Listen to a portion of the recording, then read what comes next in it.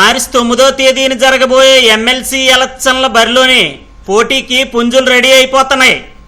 అధికార party TDP, మిత్రపక్షమైన BJP ఇద్దరూ కలిసి పీవీఎన్ మాధవ్ని రంగంలోకి దించినాయి.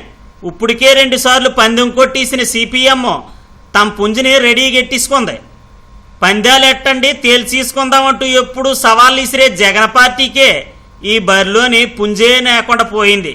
విలేకరుల నుండి నీడర రమణమూర్తి, మేధావుల నుండి డాక్టర్ సింతాడ రవికుమార్ ఇప్పటికే పందానికి సై అంటారు. After 1 year I will be the king అంటాడు రాజేంద్ర ప్రసాద్ ఆ ఒకటడక సినిమాలోని. ఆ పిక్చర్లోని క్యారెక్టర్కి జాతకాలు పిచ్చి. ఇంతకీ మీరెవరు? నేను ఎవరా? After 1 year I will be a king. మన దగ్గర ఓ పిక్చర్ ఆడింది ఎయిర్పోర్ట్ రన్వే మీద. ఆఫ్టర్ 2 years ఐఎమ్ సీఎం అన్నాడు ఒకడు. ఎవలాలు మళ్ళీ చెప్పాలేటి? జగనే. అదో రాజకీయ పిక్చరు. 2 సంవత్సరాలు నేను చెప్తున్నాను, ఎవరిని మర్చిపోను. సీఎం అవుతానని అంత అడావుడి చేసిన మనిషి జనమంతా నా వెనకాలే ఉన్నారని చెప్పుకునే నేడరో ఎమ్మెల్సీ ఎలక్షన్లోని వాళ్ళ పార్టీ వాళ్ళని ఏళ్ళ నిలబెట్టనేదో.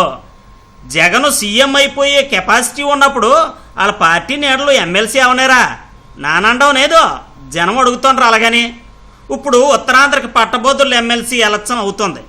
రాష్ట్రంలోని చూసుకుంటే ఇంకో 2 దగ్గరలో గ్రాడ్యుయేట్ ఎమ్మెల్సీకి, మరో 2 దగ్గరలో టీసీ ఎమ్మెల్సీలకి ఎలక్షన్లు అవుతున్నాయి. ఎక్కడ ఇలా అడబడి కనబడడం లేదు. ఉత్తరాంధ్రలోనైతే ఈ ఎమ్మెల్సీ ఎలక్షన్కి మంచి రంజు మీద ఉంది. ఈ వైకాపా వాళ్ళకైతే ఉలుకునేదు పలుకునేదు. ప్రజాస్వామ్యంలోని రాజకీయ పార్టీలు అంతే ఎలాగొండాల. ఎలక్షన్లు అనగానే పందెంకోళ్ళకి రంగంలోకి దూకి తడాక చూపించేయాల. పంచాయతీ మెంబర్ నుండి పార్లమెంట్ మెంబర్ దాకా ఏ ఎలక్షన్ అవనే కాలు దువ్వి రెడీ అయిపోవాలా. అలా ఉంటేనే బలం ఉన్నట్టు నెక్క.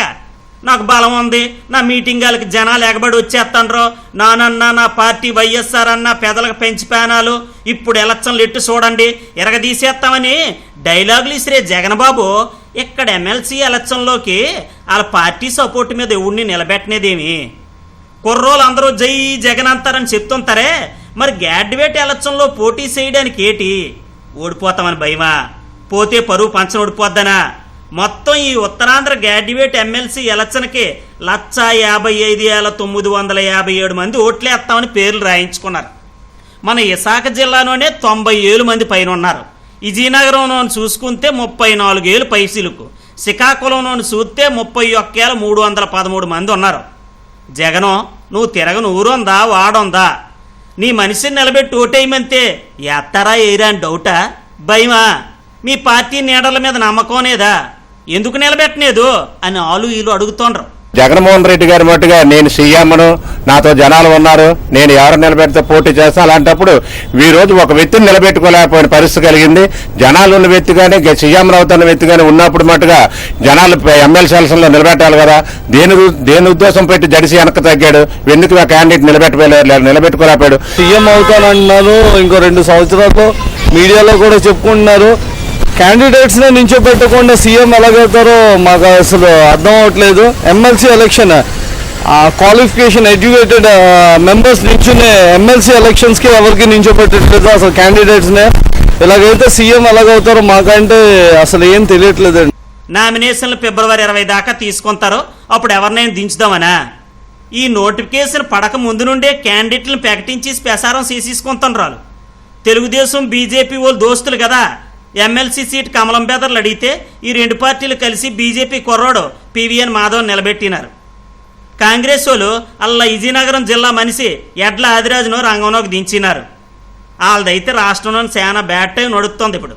అంతెందుకో ఎర్ర పార్టీ సిపిఎం 2 సార్లు ఈ తానాన్ని కొట్టేసింది. 3వ పాలు ఆగుతాం రేటి సిఐటి నాయకుడు అజయ్ శర్మని పోటీకి ఎట్టినారు. రాష్ట్రంలోని ప్రధాన ప్రతిపక్షమయ్యి బోల్డన్ ఓట్లు సంపాదించి అవి వేసిన వాళ్ళని గ్రాడ్యుయేట్లు ఉన్నారు కదా. జగన్ పిలిస్తే చాలు యువత, ఉద్యోగులు, మేధావులు పారొచ్చేస్తారు అంటారు. ఈ ఎమ్మెల్సీ ఎలక్షన్లోని ఒకళ్ళు నిలబెట్టి ఆ నీడర్ని గెలిపించుకుంటే ఒక్కసారికి మీ పార్టీ మారుమోగిపోదా? జగన్ బలమేటో మిగిలిన వాళ్ళకి తెలిసిపోదా?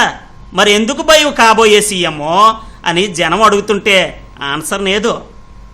ఉత్తరాంధ్ర ఎమ్మెల్సీ ఎలక్షన్లోని వైకాపా నన్నంటుకోకు నామాలకాకి అన్నట్టుండడం చూసి వీళ్ళకంత సీన్ని ఎదినారా అని నాను కాదు జనం అనుకుంటున్న మాట. ఈ పందెంలోని పుంజును దింపకుండానే జగన్ తీసుకున్న నిర్ణయాన్ని ఆ పార్టీ కేడరే జీర్ణించుకోలేకపోతుంది. ఓడిపోతామనే భయంతో పందానికి దిగడం అనేదేమో కానీ పందెం జరగకుండానే తల కొట్టేసినట్టు ఉందని ఆ పార్టీ నాయకులు నోనోన కుమిలిపోతుండ్రు.